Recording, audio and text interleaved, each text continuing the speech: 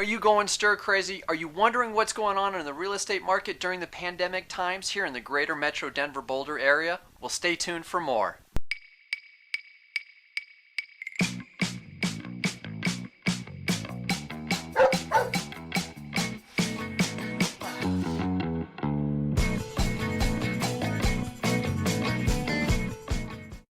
Hey real estate friends, it's Mike Gold with RE/MAX Alliance. Thank you so much for tuning in. So I'm going to be going over the greater Metro Denver Boulder real estate market stats to let you know what the Denver Metro Association of Realtors has come up with. So a huge shout out.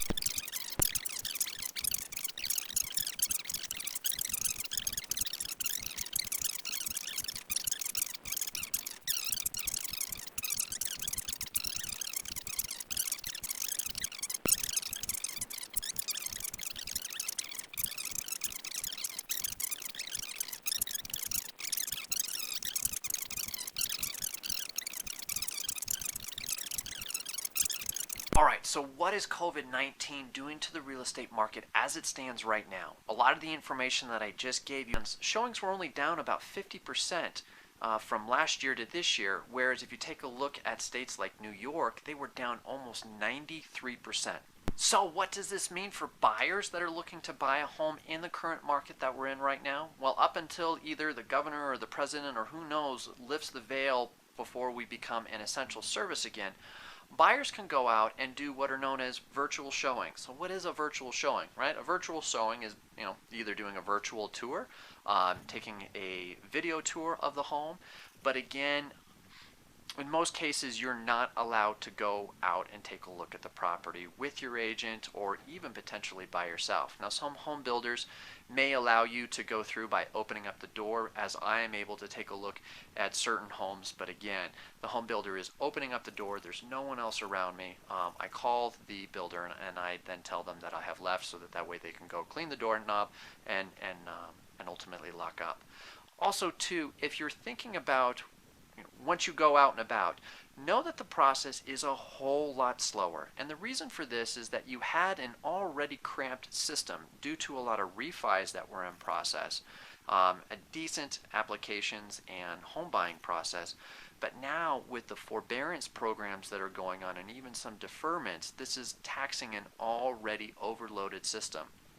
So we've been told that appraisals can take anywhere in the neighborhood of 30 to 40 days, and then there are also certain loan programs that just aren't quite readily as available as they once were. An example of these might be some of the down payment gift programs that home buyers were taking advantage of. Another major key for home buyers to be thinking about is the verification of employment. Because we are in a very relatively volatile market as it pertains to people's employments, lenders are now doing a verification of employment all the way up until 2 days prior to close. So if you're out and about, ideally you need to have a job that is very or pretty darn secure, and know that usually what will happen is that your closing date and your loan objection time period are usually within anywhere between a week to 5 days from one another. But if for whatever reason you lose your job and 2 days prior to close, you have no longer employment and you terminate the contract because you can't obtain your loan, your earnest money might be at risk. So a good agent and a good home buyer is going to make sure that there's a clause in there to protect them in the event their job is terminated due to the pandemic.